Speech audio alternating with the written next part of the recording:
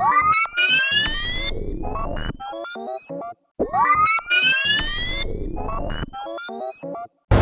Morning student, welcome to my channel learn with IITian। I am Om Prakash Pal, third year student of IIT BHU।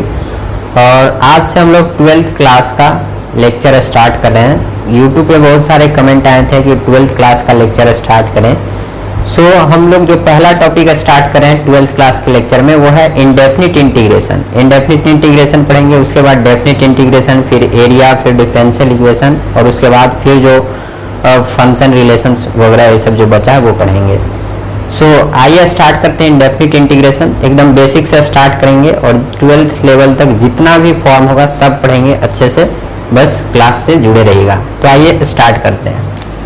मान लीजिए कि कोई function है f(x), अगर हम इसको x के रिस्पेक्ट में डिफरेंशिएट कर दें, तो कोई फंक्शन है f(x), इसको x के रिस्पेक्ट में डिफरेंशिएट करें तो कोई हमें फंक्शन मिलेगा। लेट से उस फंक्शन को बोलते हैं gx। सो gx को हम क्या बोलेंगे? gx is called derivative of किसका? f(x). So gx is called derivative of f(x). gx को क्या बोलेंगे? f(x) का डेरिवेटिव। लेकिन अगर हम इसको उल्टा लिखें कि f(x) को क्या बोलेंगे, तो f(x) को बोलते हैं f(x) is called anti derivative of gx। f(x) को क्या बोलते हैं? Anti derivative of gx। gx f(x) का डेरिवेटिव है, तो f(x) क्या है? एंटी डेरिवेटिव है gx का। और इसी एंटी डेरिवेटिव का दूसरा नाम क्या है? इंटीग्रेशन या इंटीग्रल बोले तो देयरफॉर इसको और कैसे बोल सकते हैं कि f(x) is called integral of gx। ठीक है, तो f(x) को क्या बोलेंगे? gx का इंटीग्रल। इसको हम मैथमेटिकली इस फॉर्म में लिखते हैं। मैथमेटिकली इस स्टेटमेंट को लिखते हैं। ये जो इंटीग्रल है, मैथमेटिक्स में इंटीग्रल का साइन ऐसा होता है। देयरफॉर इसको हम क्या लिख सकते हैं कि f(x) is integral means this of किसका? gx। और ध्यान दें इंटीग्रेशन में g किसका फंक्शन है? x का, तो इसके साथ dx लगा देंगे। देयरफॉर यहाँ से f(x) क्या आ गया? Integral gx dx। तो इस टाइप से हमने देखा कि अगर f(x) का डिफरेंशिएशन gx है, तो f(x) का अगर हम gx को इंटीग्रेशन करेंगे तो क्या मिल जाएगा? f(x). अब ये जो सिंबल है इसी को बोलते हैं इंटीग्रल। अब अगर सिंपली ऐसे लिखा हुआ है तो इसको बोलते हैं इंडेफिनिट इंटीग्रेशन। Indefinite integration. और अगर यहाँ पे हम कुछ लिमिट लगा दें a to b तो इसको बोलते हैं definite integration. Definite integration.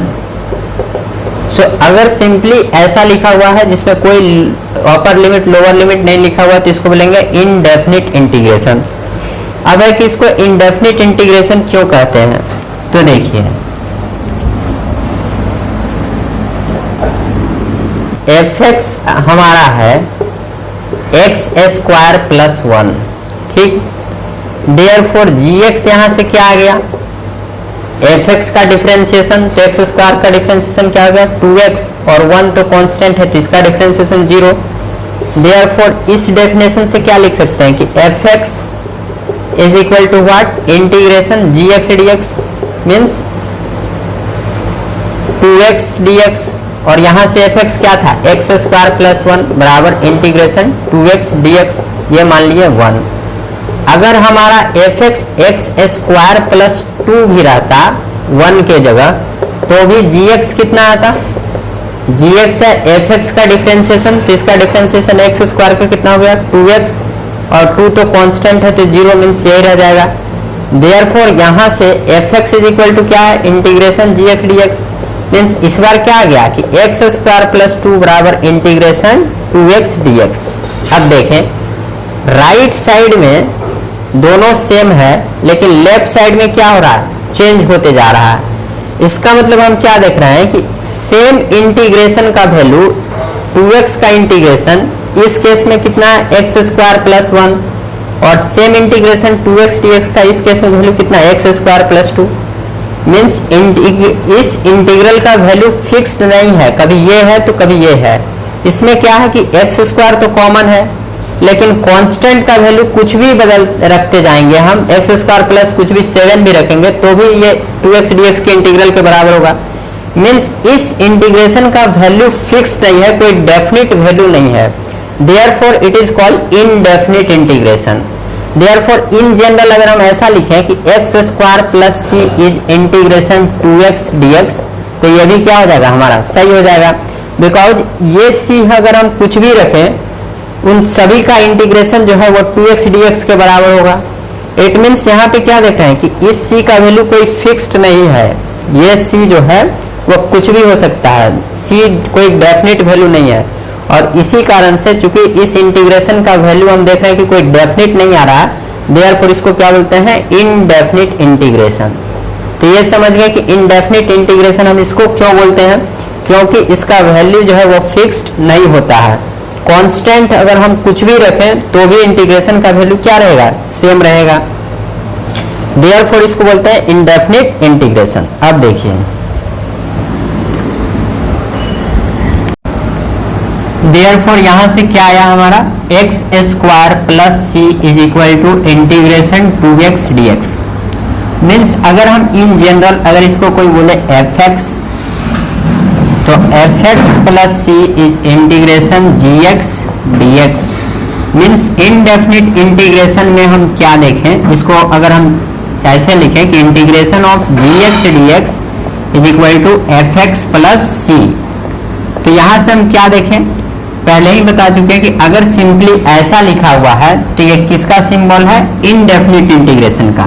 It means अगर किसी फंक्शन को इनडेफिनिट इंटीग्रेशन करेंगे तो जो भी इंटीग्रेशन करने के बाद आएगा उसमें कांस्टेंट ऑफ इंटीग्रेशन c लगाना जरूरी है। इस c को क्या बोलते हैं, कांस्टेंट ऑफ इंटीग्रेशन।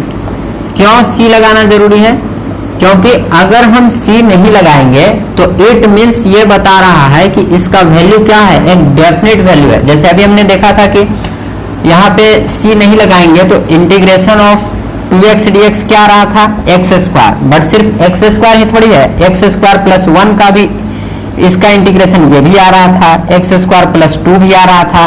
देयरफॉर चूंकि इसका इंटीग्रेशन कोई डेफिनेट वैल्यू नहीं है, इसलिए इस c को लगाना जरूरी है।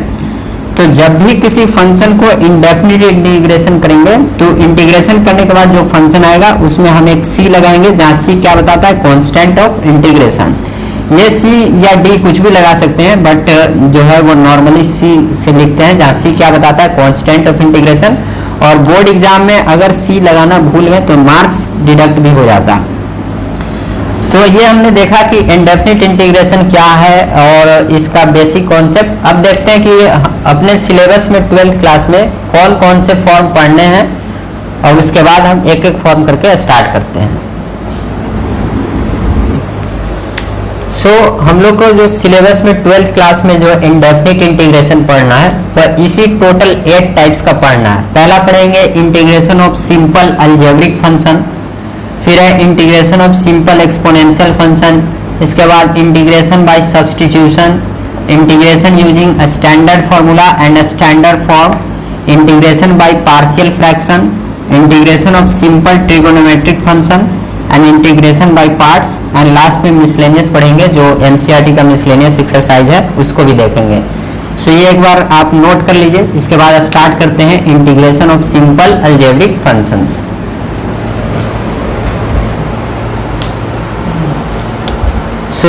अभी है integration of simple algebraic and simple exponential function. पहला फॉर्मूला है कि अगर कोई x to the power n का इंटीग्रेशन करना है, जहां n कोई भी नंबर है, कांस्टेंट है, तो उसका इंटीग्रेशन क्या होता है, x टू दी पावर 1 से बढ़ा देंगे n प्लस 1 अपॉन नीचे में क्या आ जाएगा, वही n प्लस 1 प्लस c, जहां c क्या है, constant of integration. x to the power n का इंटीग्रेशन क्या होगा, x to the power n plus 1 upon n plus 1। अब जानते हैं कि किसी भी एक्सप्रेशन का डिनोमिनेटर 0 होगा तो वो फंक्शन कैसा होगा, अनडिफाइंड। देयरफॉर ये जो n+1 है वह 0 नहीं हो सकता है, मीन्स n क्या है -1 नहीं हो सकता। देयरफॉर ये जो फॉर्मूला है x⁴n dx वो तभी वैलिड है जब n का वैल्यू -1 नहीं है, -1 छोड़कर कुछ भी रहे, जैसे -2 -3, तब भी ये फॉर्मूला वैलिड है। जैसे मान लीजिए कि अगर x⁻²2 dx का इंटीग्रेशन करना है तो क्या होगा, पावर 1 से बढ़ा देंगे, -2 + 1 अपॉन n+1 -2 + 1 प्लस c, और ये हो गया x⁻−1 अपॉन -1 मीन्स क्या हो गया, -1/x प्लस c। तो इसका इंटीग्रेशन ये आ गया। मीन्स ये फॉर्मूला तभी वैलिड है जब n का वैल्यू क्या रहे, -1 नहीं रहे। जब n -1 हो जाए तो क्या बन जाएगा, जैसे x⁻−1 आ जाएगा तो इसको क्या लिखेंगे, 1/x dx, और 1/x dx का इंटीग्रेशन क्या होता है, ln mod x plus c। सो अगर n -1 हो गया मीन्स 1/x dx हो गया तो इसका इंटीग्रेशन होगा ln mod x plus c। और इन जनरल अगर x⁻n रहे जहां n का वैल्यू -1 नहीं है तो उसका इंटीग्रेशन क्या हुआ, x⁻n+1 अपॉन n+1। जैसे कुछ भी मान लीजिए कि जैसे और भी है कि x⁻ अगर 7/2 है और इसका इंटीग्रेशन करना है तो ये क्या होगा, x⁻7/2 + 1 upon 7/2 + 1 plus c, means ये हो गया कितना, 2/9 और x⁻9/2 इतना प्लस c, ये आ गया।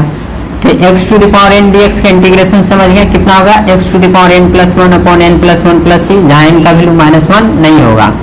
दूसरा है कि अगर कोई fx dx है और उसमें a कोई कांस्टेंट मल्टीप्लाई है, a क्या है, कांस्टेंट, तो उस कांस्टेंट को हम इंटीग्रेशन के बाहर कर सकते हैं। जैसे यहाँ इंटीग्रेशन के अंदर a मल्टीप्लाई था तो इस a को इंटीग्रेशन के बाहर हम कर सकते हैं।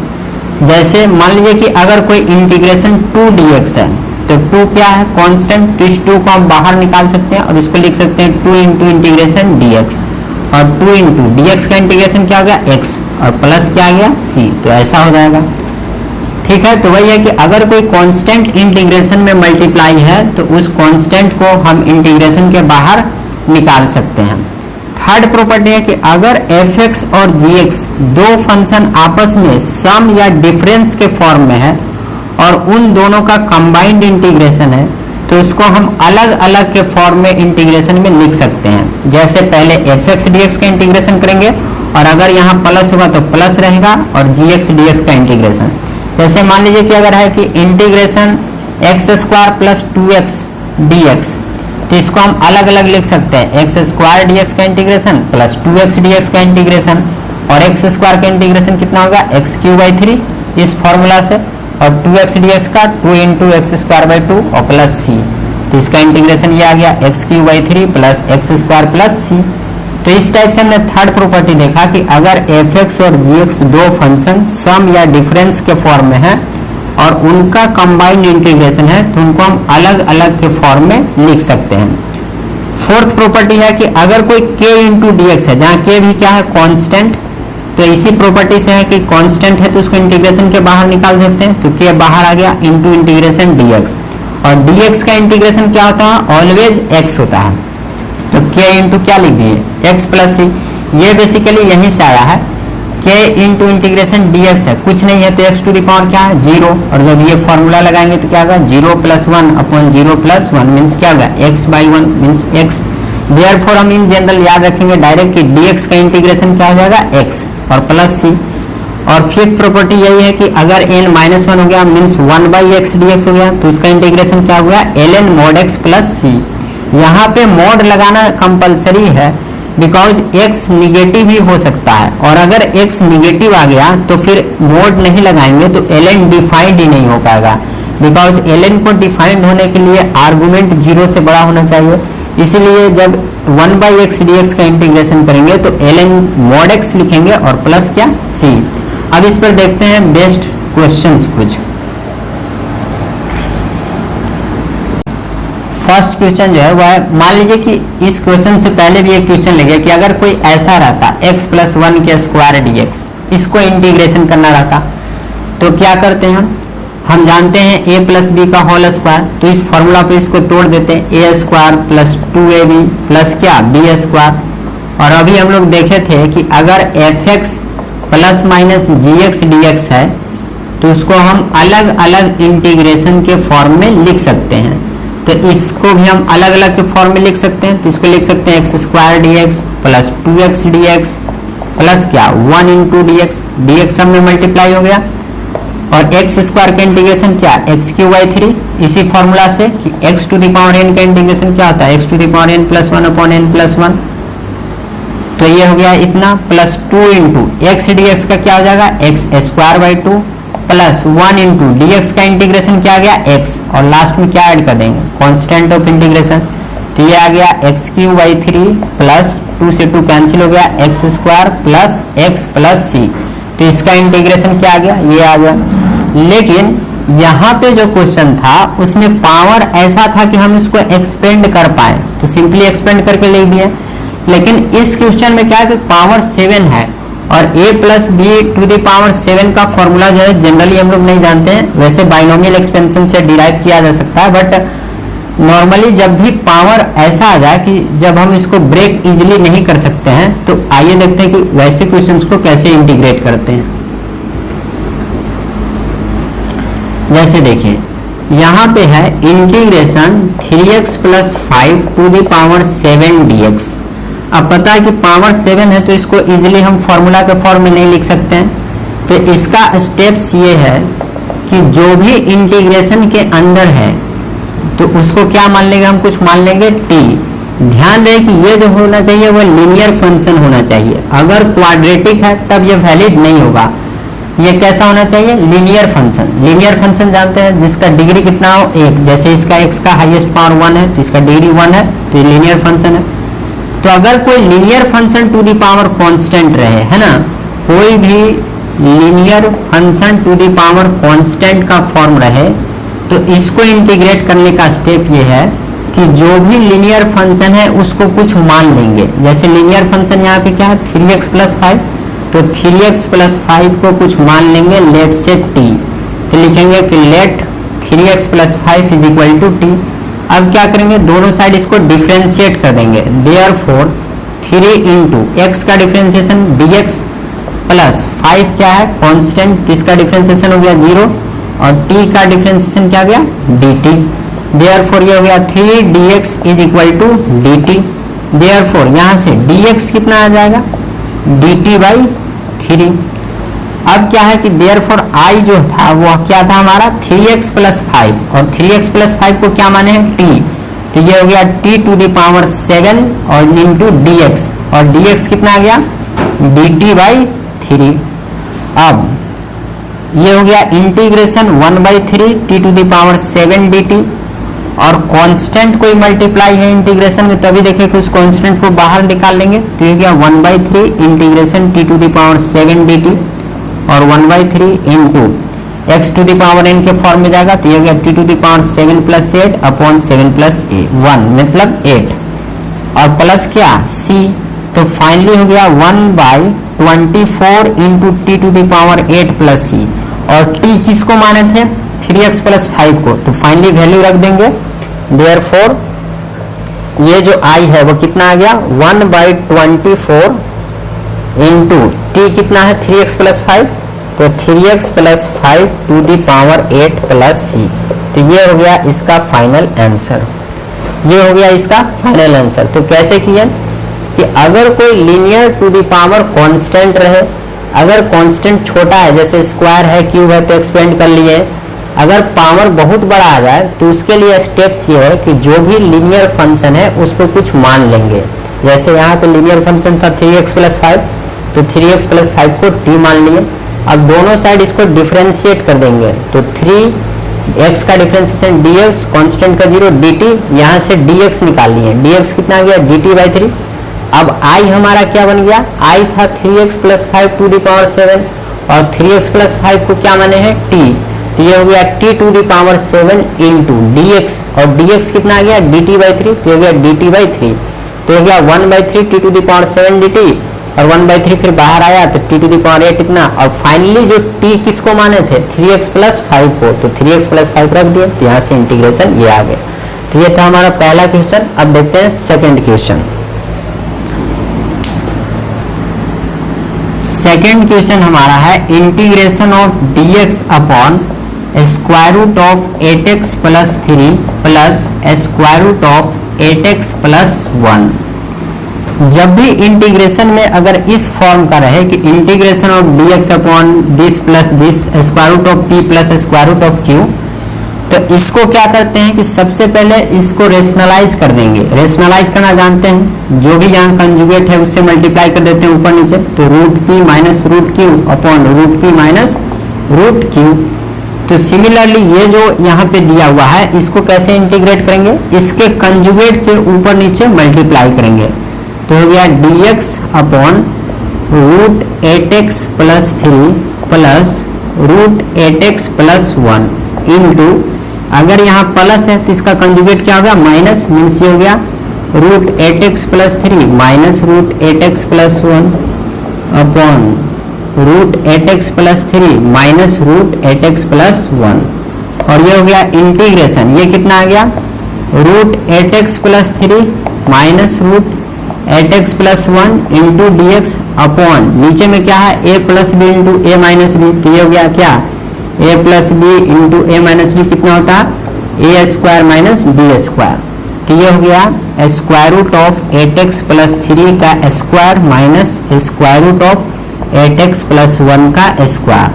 तो ये हो गया integration square root of 8x plus 3 minus square root of 8x plus 1 upon इसका स्क्वायर रूट करेंगे तो ये गया 8x प्लस 3 और माइनस इसका स्क्वायर रूट करेंगे तो ये गया, सॉरी इसका स्क्वायर करेंगे तो 8x प्लस 3, इसका स्क्वायर करेंगे तो ये दोनों कैंसिल आउट और इनटू क्या dx।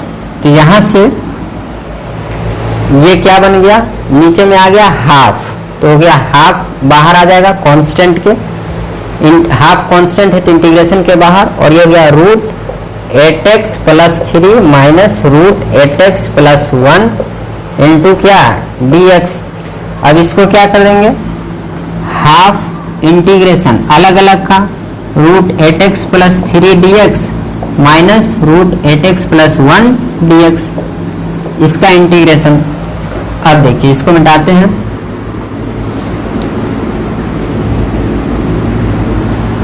तो यहां से ये कितना आ गया हाफ इंटू, अब इसका इंटीग्रेशन अभी देखे थे कि लीनियर फंक्शन है उसका पावर समथिंग रहे तो उसको कैसे करना है, या तो उस मेथड से कर लेंगे या एक फॉर्मूला भी याद रखेंगे कि अगर ax plus B to the power n का इंटीग्रेशन करना है तो ये होता है ax plus B to the power n plus 1 upon n plus 1 into जो x का कॉफिशिएंट है क्या है a, उस a से मल्टीप्लाई नीचे में डिनोमिनेटर में, तो या तो डायरेक्ट फॉर्मूला यूज कर लेंगे या अभी देखे थे कि इसको क्या मानेंगे p मानेंगे, और जैसे क्वेश्चन नंबर 1 के थे उसी को आगे बढ़ाएंगे।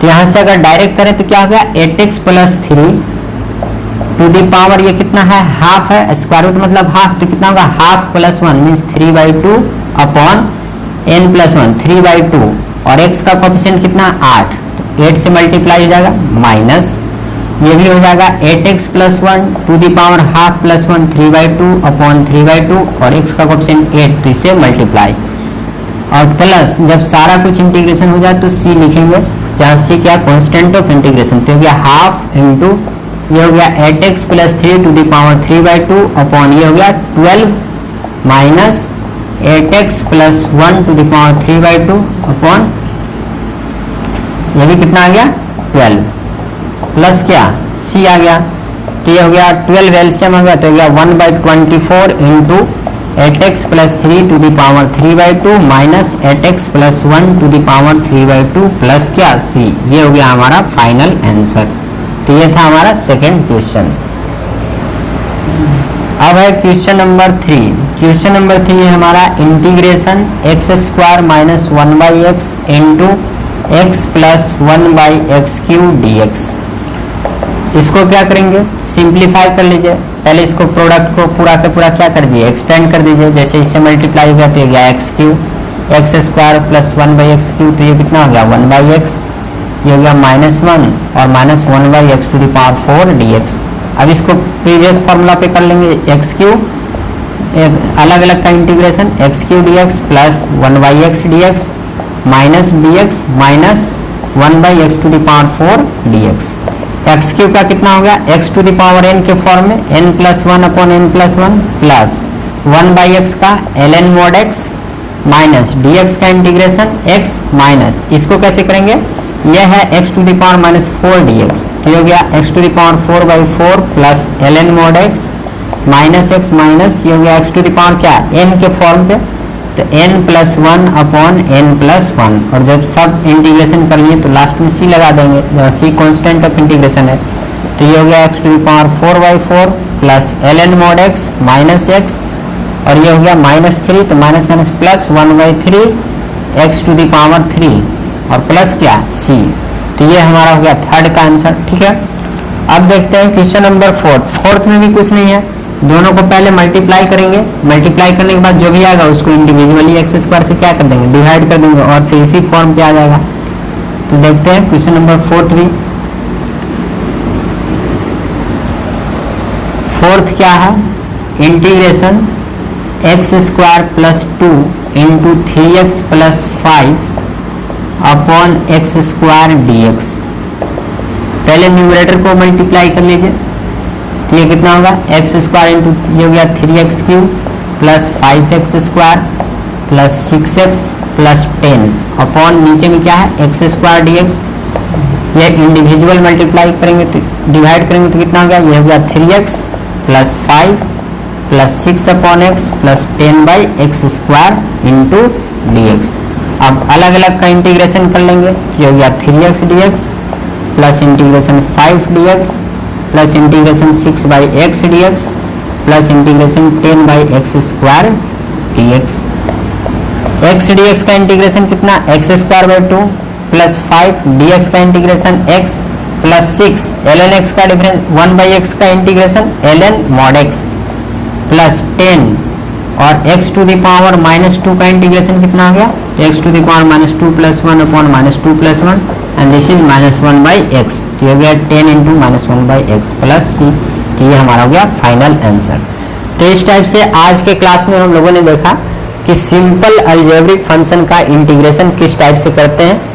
आज का क्लास यहीं पे एंड करते हैं, फिर अगले क्लास में कंटिन्यू करेंगे। अगर चैनल पे पहली बार आए हैं तो लर्न विथ आईटीएम चैनल को सब्सक्राइब करें और ज़्यादा से ज़्यादा शेयर करें, वीडियो पसंद आए तो उसे लाइक करें। Thank you, bye.